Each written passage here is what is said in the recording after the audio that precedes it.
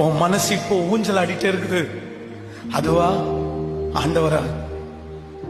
அதுவா ஆண்டவரா? உன் முன்னாடி பாரத்தோட சொல்றேன், அழுதுட்டே சொல்றேன்.